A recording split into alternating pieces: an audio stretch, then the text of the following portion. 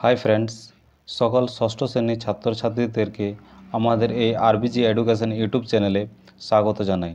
আজকের এই ভিডিওতে ষষ্ঠ শ্রেণীর পশ্চিমবঙ্গ সরকার অনুমোদিত পরিবেশ ও বিজ্ঞান বইয়ের চতুর্থ অধ্যায়ের শিলা ও খনিজ পদার্থের গুরুত্বপূর্ণ কোশ্চান এবং কোশ্চানগুলির সাথে সাথে আমাদের উত্তরগুলি নিয়েও আলোচনা করব। আর এই কোশ্চানগুলি এবং তার সাথে অ্যান্সারগুলি তোমরা অবশ্যই খাতাতে নোট ডাউন করে নেবে। তো চলো কোশ্চানগুলি দেখে নিই।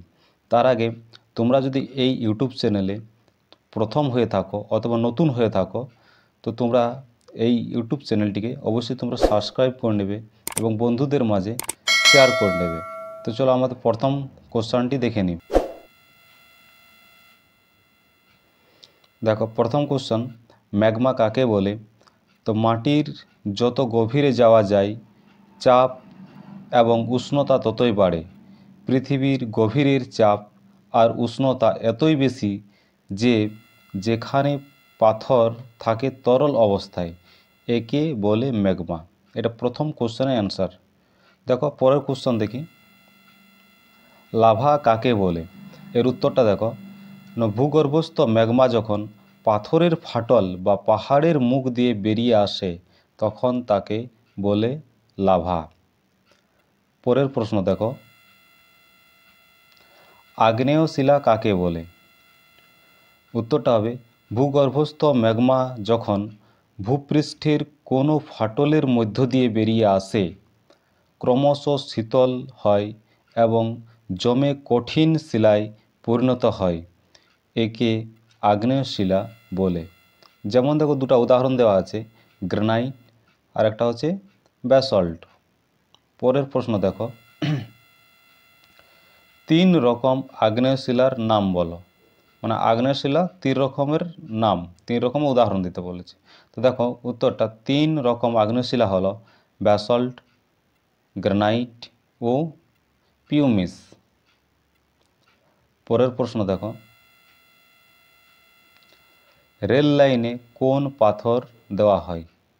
উত্তরটা হবে ব্যাসল্ট, যেটা ব্যাসল্ট হচ্ছে আগ্নেয় শিলা। পরের প্রশ্ন দেখো,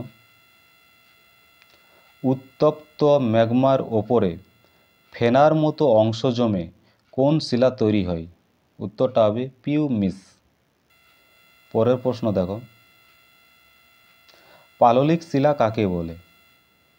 এর উত্তরটা হবে, দেখো, ভূপৃষ্ঠের বিভিন্ন ক্ষয়প্রাপ্ত হয়ে হ্রদ, নদী, সমুদ্রের তলায় স্তরে স্তরে সঞ্চিত হয়। লক্ষ লক্ষ বছর ধরে এই সঞ্চিত পলি গরমে এবং উপরের জলরাশির প্রবল চাপে জমাট বেঁধে যে শিলা পরিণত হয় তাকে পাললিক শিলা বলে। উদাহরণগুলো দেখে নাও, বেলে পাথর, শেল ও চুনা পাথর। পরের প্রশ্ন দেখো, কোন শিলাতে ফসিল দেখা যায় বা জীবাশ্ম দেখা যায়? উত্তরটা হবে পাললিক শিলাতে ফসিল দেখা যায় অথবা জীবাশ্ম দেখা যায়। কোশ্চেনটি খুব গুরুত্বপূর্ণ। পরের প্রশ্ন দেখো, পরিবর্তিত শিলা কাকে বলে? না, আগ্নেয় শিলা এবং পাললিক শিলা মাটির গভীরে গরমে আর চাপে বদলে গিয়ে যে শিলা তৈরি হয় তাকে পরিবর্তিত শিলা বলে। উদাহরণগুলো দেখে নাও, যেমন সেলের পরিবর্তিত শিলা স্লেট, মানে সেল থেকে পরিবর্তন হয়ে স্লেট হয়। আবার দেখো আরেকটা, গ্রানাইটের পরিবর্তিত শিলা হচ্ছে নিস। এই উদাহরণগুলো অবশ্যই তোমরা ভালো করে মুখস্থ করে নেবে। পরের প্রশ্ন দেখো, ধাতুর খনিজ কাকে বলে? উত্তরটা দেখো, না, প্রকৃতিতে বিভিন্ন ধাতুর নানান যৌগ, বালি, মাটি ইত্যাদির সঙ্গে মিশে থাকার অবস্থায় পাওয়া যায়, এদের ধাতুর খনিজ বলে। নেক্সট প্রশ্ন দেখো, ধাতুর আকরিক কাকে বলে? উত্তরটা হবে, যে খনিজ থেকে ধাতুকে সস্তায় ও সহজে বার করা সম্ভব তাকে ধাতুর আকরিক বলা হয়। পরের প্রশ্ন, ধাতু নিষ্কাশন কাকে বলে? উত্তরটা হবে খনিজ থেকে ধাতুকে আলাদা করে নেওয়ার পদ্ধতিকে বলে ধাতু নিষ্কাশন। পরের প্রশ্ন, এখানে দেখো ধাতু ছকের মধ্যে দেওয়া আছে, একদিকে ধাতুর নাম আর ধাতুর প্রধান আকরিক, মানে লোহা যেমন আছে, ধাতুর নাম লোহা, লোহাটা কোন আকরিক থেকে পাওয়া যায়? এগুলো ভালো করে মুখস্থ করে নেবে। লোহা আমাদের হেমাটাইট থেকে পাওয়া যায়, ঠিক আছে। আকরিকের নাম হচ্ছে হেমাটাইট। অ্যালুমিনিয়ামের আকরিক হচ্ছে বক্সাইট। পরে দেখো তামা, তামার আকরিক নাম হচ্ছে কপার গ্লান্স। পরের প্রশ্ন, মিশ্র ধাতু বা সংকর ধাতু কাকে বলে? উত্তরটা হবে দেখো দুই বা ততোধিক ধাতু পরস্পর বিশেষ মাত্রায় মিশিয়ে গলিয়ে নেওয়া হয়, এরপর ওই তরল মিশ্রণ ঠান্ডা হওয়ার পর কঠিন পরিণত হয়ে যে নতুন ধাতুর সৃষ্টি করে তাকে সংকর ধাতু বা মিশ্র ধাতু বলে। যেমন দেখো তামা আর টিন মিশিয়ে তৈরি হয় ব্রোঞ্জ ধাতু, তামা আর টিনকে মিশিয়ে যে ধাতুটা বানানো হয় সেটা হচ্ছে ব্রোঞ্জ। পরের প্রশ্ন দেখো পিতল তৈরি করা হয় কোন দুটি ধাতু মিশিয়ে? উত্তরটা হবে তামা ও দস্তা মিশিয়ে পিতল তৈরি করা হয়। তাহলে তামা ও দস্তা নিয়ে পিতল তৈরি করে, তাহলে পিতলটাও একটা হচ্ছে মিশ্র ধাতু। পরের প্রশ্ন দেখো কয়েকটি সংকর ধাতুর নাম লেখো। সংকর ধাতু মানে হচ্ছে মিশ্র ধাতু, ঠিক আছে। তাহলে দেখো এই নামগুলো আছে, কয়েকটি সংকর ধাতুর নাম হলো গয়নার সোনা, মানে যে সোনাগুলো দিয়ে গয়না বানানো হয়, ইলেকট্রিকের ফিউজ তার আর রাংঝাল। পরের প্রশ্ন দেখো লোহার সাথে সামান্য ড্যাশ মিশিয়ে ইস্পাত তৈরি করা হয়। তার লোহার সাথে সামান্য কী মিশিয়ে ইস্পাত তৈরি করা হয়? উত্তরটা হবে কার্বন। পরের প্রশ্ন কোন দুটি ধাতু মিশিয়ে স্টেনলেস স্টিল তৈরি করা হয়? উত্তরটা দেখো লোহা ও ক্রোমিয়াম মিশিয়ে স্টেনলেস স্টিল তৈরি করা হয়। পরের প্রশ্ন অশ্ম কথার অর্থ কী? উত্তরটা হবে পাথর। পরের প্রশ্ন মরচে কি? উত্তরটা দেখো সাধারণ উষ্ণতায় আর্দ্র বায়ুর মাধ্যমে লোহাকে রেখে দিলে বাতাসের জলীয় বাষ্প ও অক্সিজেনের সঙ্গে লোহার রাসায়নিক বিক্রিয়ার ফলে লোহার উপরে লালচে ও বাদামি রঙের একটি আস্তরণ পড়তে দেখা যায়, একে মরচে বলে।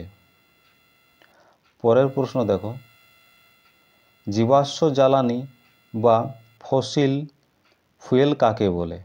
উদাহরণ দাও। উত্তরটা দেখো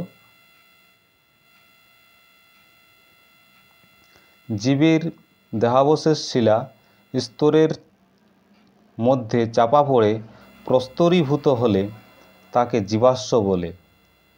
এই জীবাশ্ম সৃষ্টির সময় জীব দেহাবশেষে ভূ অভ্যন্তরের চাপ ও তাপে এবং রাসায়নিক বিক্রিয়ার পরিবর্তিত হয়ে যখন জ্বালানি খনিজে পরিণত হয় তখন তাকে জীবাশ্ম জ্বালানি বলে। যেমন দেখো কয়লা, খনিজ তেল ও প্রাকৃতিক গ্যাস। পরের প্রশ্ন মানুষের সবচেয়ে বেশি ব্যবহৃত জীবাশ্ম জ্বালানি কি? উত্তরটা হবে কয়লা। পরের প্রশ্ন দেখো খনিজ দলকে হবে না, এটা খনিজ তেল হবে, এটা খনিজ তেল করে নেবে, খনিজ তেলকে তরল সোনা বলা হয় কেন? তাহলে এটা দলকে কেটে তোমরা তেলকে করে নেবে। তাহলে খনিজ তেলকে তরল সোনা বলা হয় কেন? উত্তরটা দেখো খনিজ তেল হলো বর্তমান পৃথিবীর শক্তির সর্বশ্রেষ্ঠ উৎস হবে না, এখানে একটা ভুল আছে, ঠিক আছে, উৎস। এটা বড়া কেটে দেবে, এখানে বড়া হবে না। ঠিক আছে, তাহলে সর্বশ্রেষ্ঠ উৎস। দৈনন্দিন জীবনে খনিজ তেলের বিভিন্ন উপজাত দ্রব্যের ব্যবহার সর্বাধিক। মূল্যবান সোনার সঙ্গে তুলনা করে খনিজ তেলকে তরল সোনা বলা হয়। পরের প্রশ্ন দেখো, কালো হীরা কাকে বলে? উত্তরটা হবে কয়লাকে। পরের প্রশ্ন, কয়লার দুটি ব্যবহার লেখো। তো কয়লার দুটি ব্যবহার হলো কয়লাকে রান্নার কাজে জ্বালানি হিসেবে ও তাপবিদ্যুৎ কেন্দ্রে কয়লাকে পুড়িয়ে বিদ্যুৎ উৎপাদন করা। এই দুটি কাম হচ্ছে, একটা রান্না করার কাজে লাগানো হয় আর একটা তাপবিদ্যুৎ কেন্দ্রে কয়লাকে পুড়িয়ে বিদ্যুৎ তৈরি করা হয়। পরের প্রশ্ন দেখো, পেট্রোলিয়াম হলো ড্যাশ তরল একটা মিশ্রণ। উত্তরটা হবে চটচটে তরল একটা মিশ্রণ। পরের প্রশ্ন, এলপিজি এর পুরো নাম কি? উত্তরটা হবে লিকুইফাইড পেট্রোলিয়াম গ্যাস। পরের প্রশ্ন, সিএনজি এর পুরো নাম কি? উত্তরটা হবে কম্প্রেসড ন্যাচারাল গ্যাস। এই দুটো ফুল ফর্ম তোমরা খুব ভালোভাবে মুখস্থ করে নেবে। পরের প্রশ্ন দেখো, আমরা যে গ্যাসে রান্না করি তার নাম কি? উত্তরটা হবে এলপিজি।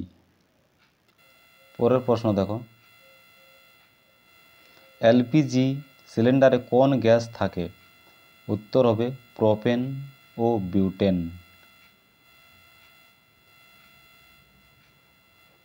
আজকের এখানে শেষ কোশ্চেন তোমাদের এটি ছিল। অবশ্যই তোমাদের যদি ভিডিওটি ভালো লাগে থাকে তো অবশ্যই লাইক এবং বন্ধুদের মাঝে শেয়ার করবে এবং অন্যান্য চ্যাপ্টারগুলির কোশ্চেনের সাথে সাথে উত্তর পেতে হলে অবশ্যই চ্যানেলটিকে তোমরা সাবস্ক্রাইব করে নেবে।